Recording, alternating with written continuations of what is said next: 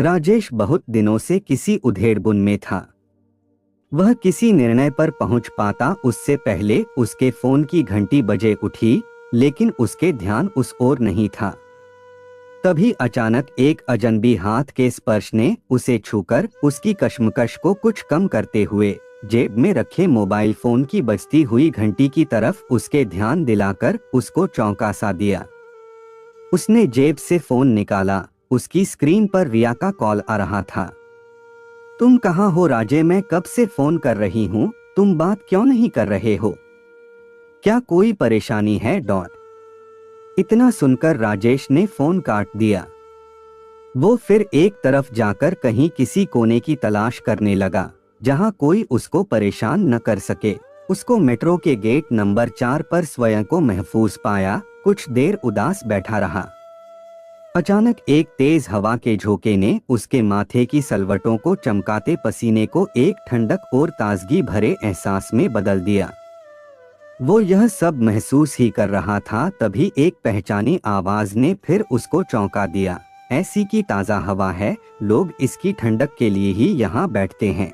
उसने वो आवाज पहले कहाँ सुनी है? इसका सही अंदाज लगा पाना राजेश के लिए मुश्किल था, फिर भी उसने हिम्मत करके पूछ ही लिया, क्या मैं आपको जानता हूँ? उस अजनबी ने अपना परिचय कुछ दिलचस्प अंदाज से देते हुए कहा, जी बिल्कुल, अभी थोड़ी देर पहले आप किसी बेख्याली में गुम थे और आपका फोन तेजी से रिंग कर रहा था।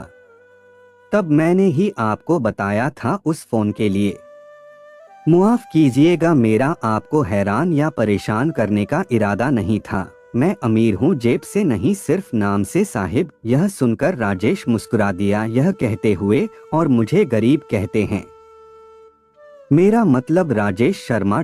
चलिए गरीब जी, हमारा नाम आपके चेहरे पर मुस्कान तो लाने में मददगार साबित हुआ। अब इस नाम से हमें कोई शिकवा नहीं। वो मुस्कुराहट कुछ देर के लिए ही सही। दोनों एक दूसरे के बारे में बात करते हैं। राजेश अपने बारे में बताता है, वो एक सेल्स एग्जीक्यूटिव है जो एक इंश्योरेंस कंपनी में काम करता है और अक्सर यही से होकर गुजरता है। आज किसी ने उसके पर्स पर हाथ साफ कर दिया। आज सुबह से ही उसकी ऐसी तैसी हुई पड़ी है। ऑफिस में सीनियर से झड़प हो गई, क्लाइंट ने बुलाकर डील कैंसिल कर दी और इस चक्कर में उसकी गर्लफ्रेंड, जो कि थिएटर में फिल्म देखने के लिए उसके इंतजार कर रही थी, उसके फोन बार बार आ रहे थे। फिल्म की टिकट, कागज, पैसे सब पर्स में था। अब उसके पास घर जाने का भी किराया नहीं था।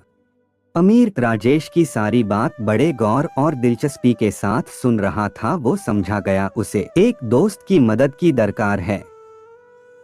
उसने अपने सभी जेब टटोल लिए, लेकिन कुल मिलाकर 250 से ज्यादा रुपए वो नहीं जुटा सका।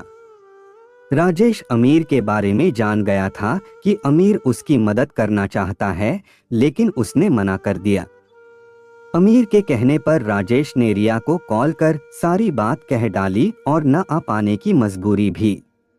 थोड़ी देर बाद रिया ने राजेश को 2000 रुपए उसके मोबाइल पर ट्रांसफर कर दिए।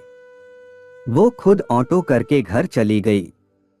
राजेश ने अमीर को धन्यवाद दिया, लेकिन अमीर ने राजेश को चाय पर उसके घर चलने के लिए मना लिया। अमीर एक पेंटर था, उसके हाथ पेंट ब्रश पकड़ते ही खुद ब खुद हरकत में आ जाते थे। उसके घर पहुंचकर ही राजेश को उसकी कला को परखने का मौका मिला। दोनों में चाय पर खूब बातें हुई।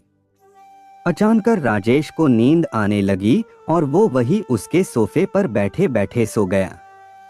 जब राजेश की आंख खुली तो उसने खुद को अमीर के बेड पर अचेत और बिना कपड़ों के निर्वस्त्र पाया। पास ही उसकी एक न्यूड पेंटिंग के साथ कुछ रंगों की कलाकारी को आखिरी जामा पहनाने की कोशिश में जुटा अमीर प्यार से उसको निहार रहा था। वो राजेश की न्यूड तस्वीर पर हाथ फेरते हुए कहता है, तुम्हारे साथ कम समय में एक अटूट संबंध बन गया है, तुम्हें उस संबंध का वास्ता है। तुम कल फिर आना। राजेश मूक बधिर बना एकटक उसको घूरता रहता है। आपका समय निकलकर हमारे साथ था, इसके लिए आपका धन्यवाद। अगली बार फिर से मिलते हैं नए और रोचक वीडियो के साथ। चैनल को सब्सक्राइब करना न भूलें। धन्यवाद और शुभकामनाएं।